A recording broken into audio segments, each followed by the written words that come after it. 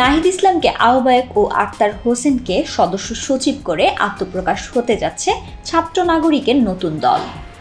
রোববার রাতে জাতীয় নাগরিক কমিটির শীর্ষ এক সূত্রে এ তথ্য জানা গেছে।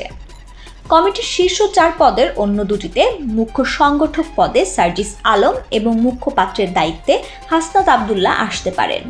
কোটি মানুষের আস্থার ভালোবাসায় 11 বারের মতো দেশের 1 নম্বর রেফ্রিজারেটর ব্র্যান্ড ওয়ালটন।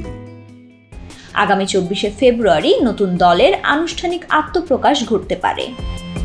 তার আগে উপদেষ্টা পরিষদ থেকে পদত্যাগ করবেন সরকারের তথ্য ও সম্প্রচার এবং আইসিটি উপদেষ্টা নাহিদ ইসলাম।